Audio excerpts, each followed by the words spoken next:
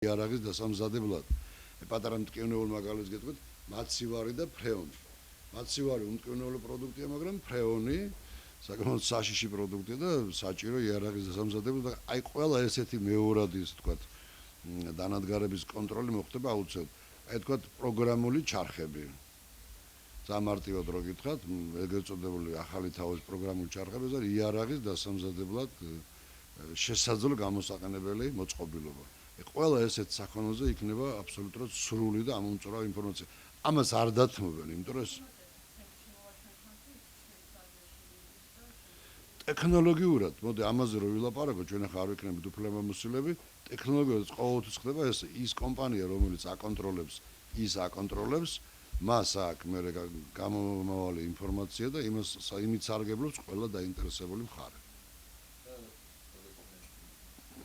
კითხვა მაქვს, ანუ იყო მოსაზრება, რომ თითქოს საქართველოს ხელისუფლებას თამასა უფრო მაღლა უნდა ეწია და ეს უკანასკნელი ბერკეტი არ უნდა გაეცვალა მხოლოდ საზღვრების კონტროლზე. აი ეს რამდენად პროფესიონალურია ასე საკითხის დასმა და თუნდაც იგივე თამასაში გულისხმობენ უფრო პოლიტიკურ მოთხოვნებს, უფრო მაღალი აქტუალობის პოლიტიკურ მოთხოვნებს. აი რა შეიძლება ყოფილიყო უფრო მაღალი, უფრო სასარგებლო შეთანხმები მე როგორც აფხაზეთიდან ტოლული ადამიანი, თამასა კარგი იქნება და ყოფილიყო დამიბრუნეთ აფხაზეთი. ამას რა ჯობა, ანუ უფრო მეტ გამირემონტეთ, შემიკეთეთ აფხაზეთი, ისე დამიბრუნეთ, ან კიდე მეტი რაღაც მოგეთხოვა, რომ იქ ინდუსტრიული რაღაც ბაზები გააკეთეთ აფხაზეთი.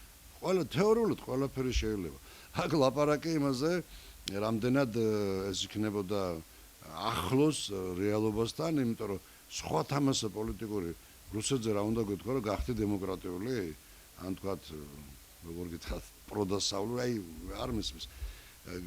თეორიულად შესაძლებელია. მე ვეტყოდი მაგალითად რამ რაუნდზე დავაყენებდი საკითხს, დამიბრუნეთ აფხაზეთი, განსაკუთრებით ჩემი სახლი გამირემონტეთ, იმიტომ რომ დააზიანეს.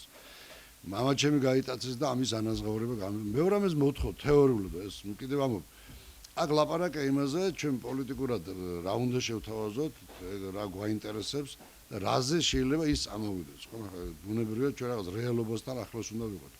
კიდევ ერთხელ ამბობ, თეორიულად შეიძლება ბევრი რამე უთხრათ, მაგრამ რეალობა იქნებოდა, რომ აი როგორც ახლა თქვი თავიდან, არგუმენტი.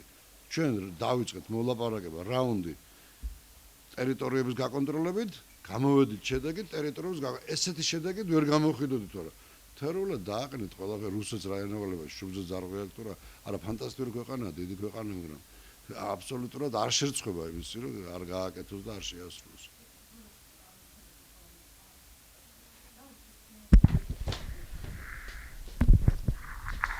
მთელი მოლაპარაკებების პერიოდში ერთ-ერთი მნიშვნელოვანი საკითხი იყო საზღვრების ფორმულირება, ანუ შეთანხმებაში როგორ ჩაიწერებოდა ეს საერთაშორისო მონიტორინგი იდგებოდა რუსეთ-საქართველოს საზღვარზე თუ რუსეთ-აფხაზეთის ან რუსეთ-სამხრეთ ოსეთის.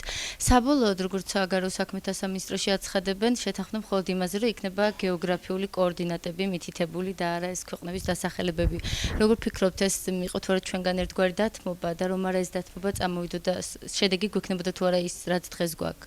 ანუ თანხმობაზე რუსეთი წამოვიდოდა თუ არა. ხაზი გაუსვა იმ მომენტს, რომ რაუნდი მოლაპარაკების არა ურთიერთკომპრომისების შედეგი ჩვენ უნდა გავიწყდება, რომ სოფლიოს ერთ-ერთ უძლიერეს ქვეყანასთან გვაქვს საქმე, რომელსაც საკმაოდ სერიოზული გავლენა აქვს არა მარტო სოფლიო ეკონომიკაზე, არამედ უშუალოდ ამ წუთში მიმდინარე ევროპაში რთულ პროცესებზე, იმიტომ რომ თითქოს რომ ბრიკის ქვეყნები და მათ შორის რუსეთი არის ერთ-ერთი ის ქვეყანა ჩინეთთან ერთად, ვინც ევროობლიგაციებს ხარს დაუჭერს და თქვა ამ პრობლემის გამოსავალს ნახავს.